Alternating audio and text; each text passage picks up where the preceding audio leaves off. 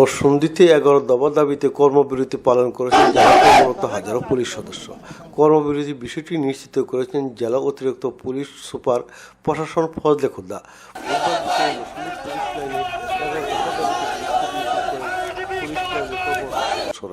এ সময় আন্দোলন চলাকালে পুলিশ সদস্য হত্যার বিচার, 8 ঘন্টার ডিউটি, ছুটি বৃদ্ধি, সোসমানি প্রদান, ঝুঁকি ভাতা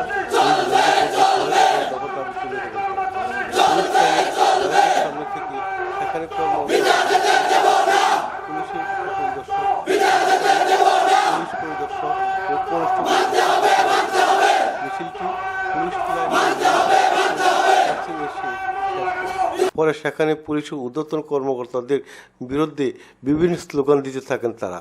পরে অতিরিক্ত পুলিশ সুপার ফজলে খুদা তাদের দাবি আদায়ের জন্য ঊর্ধ্বতন কর্তৃপক্ষের সাথে আলোচনা করে আশ্বাস দিলে মিছিলটি স্থগিত করেন তারা।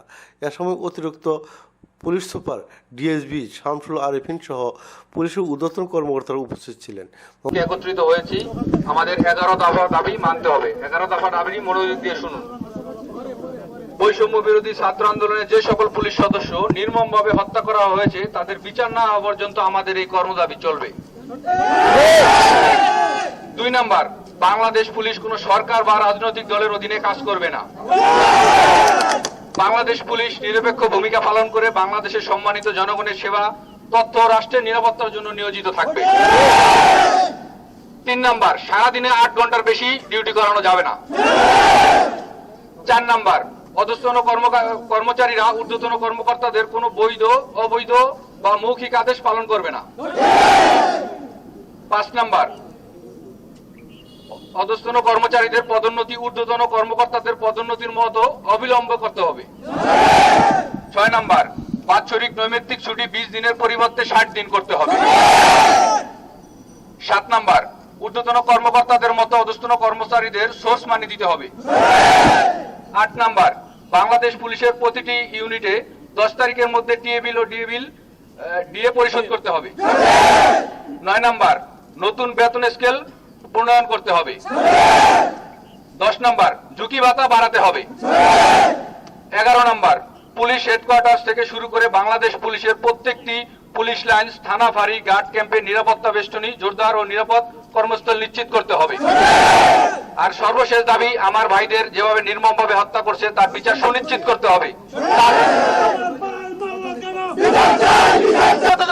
পুলিশ কর্মকর্তারা এরকম করতো আমাদের একটা ভয়ও করতো না। আজকে যারা মারা গেছে তারা সবাই পুলিশ কনস্টেবল, কোন ওসি মারা যায় নাই, কোন বিসিএস ক্যাডার মারা যায় নাই। তারা এসি রুমে থেকে হুকুম দিয়েছে, এর জন্য দায়ী 5 জন পুলিশ কর্মকর্তা। তারা লক্ষ লক্ষ টাকা সরকার থেকে খেয়েছে, তারপরে তো গ্রেফতার বাণিজ্য করেছে, আমরা সব দেখেছি, আমরা নির্যাতিত হয়েছি। এর জন্য দায়ী পুলিশ অফিসার, তাদেরকে বিচারের আওতায় হোক। আমাদের নিরীহ পুলিশ ভাইকে যেন হত্যা না করা হয়, কোন বিচারের আওতায় না আনা হয়, এই দাবি জানাচ্ছে। পুলিশ যেখানে নিরপেক্ষ থাকবে সেখানে আজকে নিরপেক্ষ নেই, সেখানে নেই নিরপেক্ষ। আমরা কি অপরাধ করেছিলাম? কেন আমাদেরকে কাছে ঝুলিয়ে রাখা হলো? কেন আমাদেরকে পুড়িয়ে মারা হলো? কেন আমাদেরকে শতাধিক লোককে মারা হলো? আমাদের কোনো কি অভিভাবক ছিল না? কোথায় ছিল তারা? আমাদের 11 দফা মানতে হবে। আর আমাদের যে ভাইরা মৃত্যুবরণ করেছে সন্ত্রাসী, তাদের হাতে এই নির্যাতিত হয়েছে, তাদের বিচার চাই। করতে চাই না। আমাদের যে 11 দফা দাবি, আমরা এই 11 দফা দাবির জন্য আজকে কর্মবিরতি করছি। আমরা এই কর্মবিরতি থাকবো। আমরা এতগুলা পুলিশ ভাইদেরকে যারা হত্যা করেছে, এতগুলো পুলিশ ভাই দুনিয়া থেকে বিদায় নিয়েছে, এই জন্য দায়ী কে? এই জন্য দায়ী আমাদের সিনিয়র অফিসার। আমাদের কিভাবে দেখেন নির্যাতন করে, আমি অল্প একটু বলছি। আমাদের প্রথমে যখন ডিউটি শুনাই তখন মাইকে সবাই অ্যানাউন্স করে, আলবা আনসারে তো হয়ে যায়, আলবা ত্রিজারে তো হয়ে যায়, এমকে তো হয়ে যায়, আপনার দ্রুত নামেন, দ্রুত নামেন। কিন্তু আমরা যখন ডিউটিতে যাই তখন তো আমাদেরকে এই খোঁজখবর নেয় না। আমরা যখন আমার খোঁজখবর নেয় না। আমাদের যখন ব্রিজের উপর ঝুলিয়ে রাখে তখন তো কেউ খোঁজখবর নেয় না।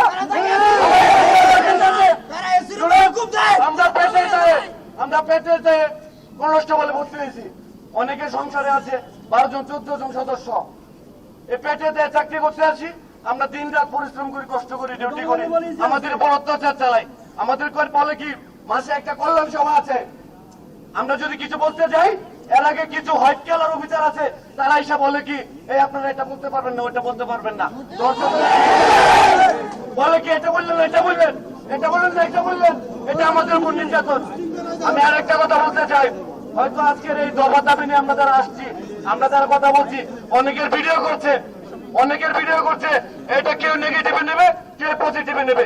যদি নেক্সট টাইম আবার 5-6টা অফিসার, রাজনৈতিক মিশ্র অফিসার যদি ক্ষমতায় আসে, দায়িত্ব পাই, তখন এই নেগেটিভ ভিডিও গুলা ফোকাস করে ওদের তদন্ত করবে, করে বিভিন্ন সাইডে নিয়ে ওদের চাকরি শোধ করবে।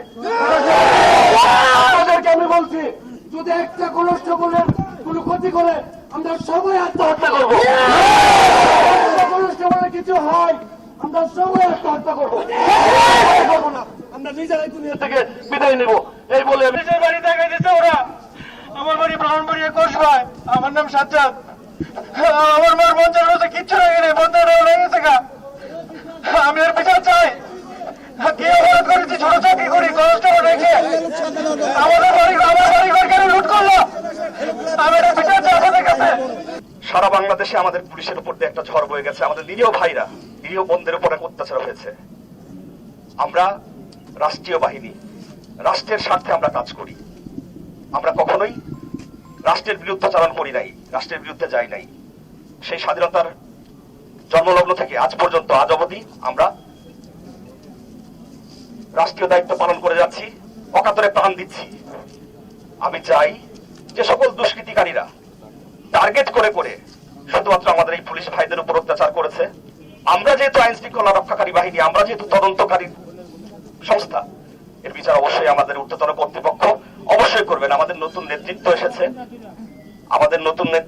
তাদের কাছে আমাদের দাবি থাকবে যে আমাদের যে সকল ভাইরা প্রাণ দিয়েছেন তাদের সুষ্ঠু বিচার যেন তারা করেন।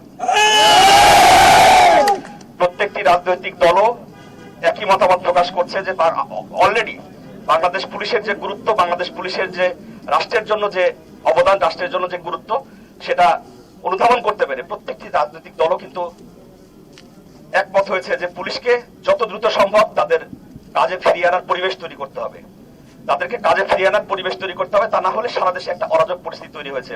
বিভিন্ন জায়গায় রাষ্ট্রীয় সম্পদ পোড়ানো হচ্ছে, স্থাপনা পোড়ানো হচ্ছে, ভাঙা হচ্ছে, এগুলো হতে দেওয়া যায় না। চুরি ডাকাতি হচ্ছে। আমার ভাই, আমরা পুলিশে চাকরি করি, কিন্তু আমাদের এই সমাজে তো আমাদের ভাই বোনরাই বাস করে, আমরাও তো এই সমাজের অংশ। কাজেই আমরা একটা সুষ্ঠু কর্ম পরিবেশের মধ্যে, সুষ্ঠু নিয়মতান্ত্রিক পরিবেশের মধ্যে যেন আমরা আমাদের চাকরিটা করতে পারি, সকলে আমরা এই দাবি রেখি এবং এই আশাবাদ ব্যক্ত করে আপনাদের সকলকে আবারও ধন্যবাদ জানাই এবং নরসিংদীবাসীর প্রতি অশেষ কৃতজ্ঞতা। নরসিংদীর সকল নেতৃবৃন্দ থেকে শুরু করে দিক নির্দেশনা দিবেন এবং দ্রুত আমাদের যে ভাই বোনেরা 11 দফা দাবি করেছেন, এর যতগুলো যৌক্তিক দাবি আছে প্রত্যেকটি দাবি পূরণ করে তারপর আমাদেরকে কাজে ফেরাবেন।